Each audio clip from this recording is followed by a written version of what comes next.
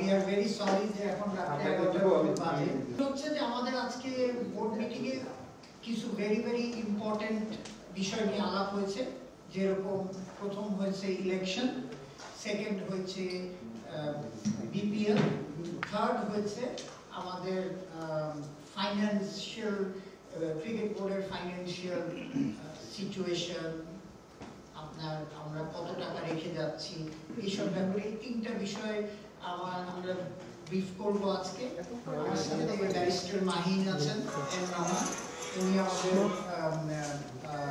আমাদের ল অ্যাডভাইজার। আসসালামু আলাইকুম। চারটা club, that is Blues Cricketers, Dhaka Rangers, Golden Eagle and Spartan Cricket Club, এই চারটা ক্লাব নিয়ে একটা ডিসপিউট অ্যারাইজ করেছিল। সেই ডিসপিউটটা সিসিডিএম আসলে মিডিয়েট করতে পারেনি। দেয়ার আফটার এটা বোর্ডে প্লেস করা হয়েছিল। বোর্ডও এটা সিদ্ধান্ত আসতে পারে না পারার কারণে এটা একটি আর্বিট্রেশন ট্রাইব্যুনালে রেফার করা হয়েছিল আমাদের সংবিধান অনুযায়ী। সেই arbitration tribunal was presided by sole arbitrator justice Mirza Hossain Haider. উনি অ্যাপেল ডিভিশনের রিটায়ার্ড জাস্টিস। উনি এটা নিয়ে শুনানি করেছেন 15 এবং 16 তারিখে, একদম অনেক ডিটেইলে শুনানি করেছেন। সেখানে দুই পক্ষ থেকে বিভিন্ন প্রতিনিধিরা এবং স্বয়ং ক্লেমেন্ট যারা তারাও এসেছিল, তারা শুনানি করেছেন এবং 18 তারিখে একটি জাজমেন্টে উনি পৌঁছেছে এবং পরবর্তীতে উনি জাজমেন্টটা ড্র করে বিসিবিতে প্রেরণ করে। আমাদের কাছে যখন জাজমেন্টটা আসলো তখন আমরা যেটা দেখতে পারলাম যে উনি নেম করে দিয়েছে, নাম দিয়ে দিয়েছে যে কাকে কাকে ওনারা রেকগনাইজ করে।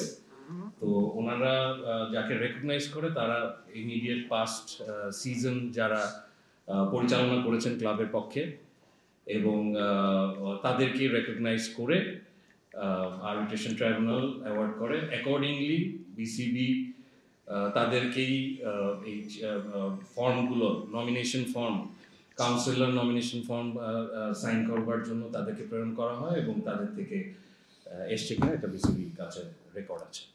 আজকে একটি 18 তারিখের একটি চিঠি যেটা বিসিবি থেকে ইস্যু করা হয়েছে আমাদের অনারেবল প্রেসিডেন্টের সিগনেচারে, সে 18 তারিখের চিঠিটাকে চ্যালেঞ্জ করে কিছু ব্যক্তি, 4 জন ব্যক্তি রিট পিটিশন দায়ের করে আজকে। হাইকোর্ট ডিভিশন এটা শুনানি অন্তে রুল ইস্যু করে এবং ওইটার কার্যকারিতা উপরে স্থগিতাদেশ দেয়।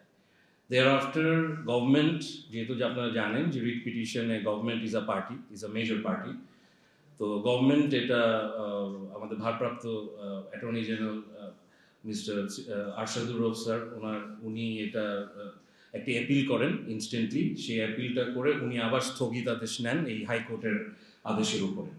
এই স্থগিতাদেশটা নেবার কারণে আসলে এই বিষয়ে যে একটা আনসার্টেনটি বা একটা কোয়েশ্চেন বা একটা কনফিউশন অ্যারাইজ করেছিল সেটা আর এখন থাকছে না। হাউএভার এটা 28 তারিখে আবার শুনানি হবে বলে আমরা জানতে পেরেছি। 28 তারিখে ওই চেম্বার জাজ আদালতেই শুনানি হবে। তো এটা হলো আপডেট অ্যাবাউট আজকে যে কেসের ব্যাপারে হয়েছে।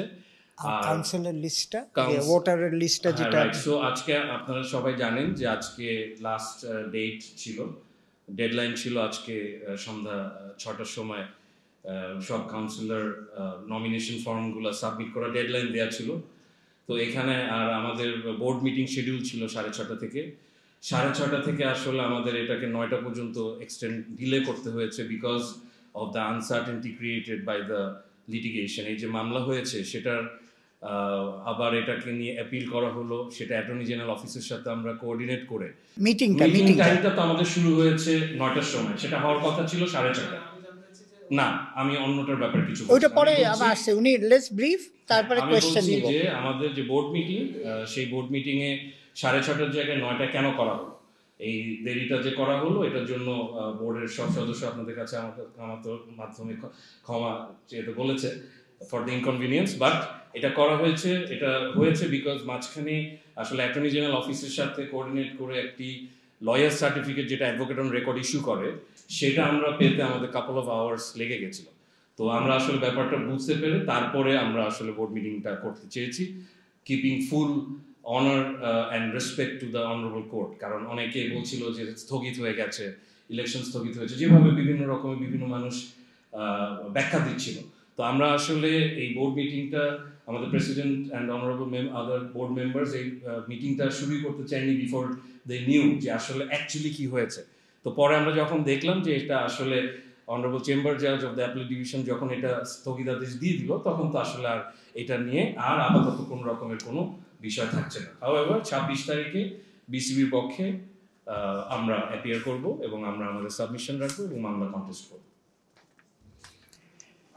এখন 28 তারিখ, আগামী 28 তারিখ। না, নৈতিক অনৈতিকের ইয়েটা না বলেন যে নৈতিক অনৈতিকের কথা না, জিনিসটা হচ্ছে যে আমরা যেগুলি 6টার মধ্যে পেয়েছি, বাকিগুলি যতগুলি পেয়েছি আমরা কিন্তু জাস্ট এখানে আমরা অ্যাপ্রুভার না।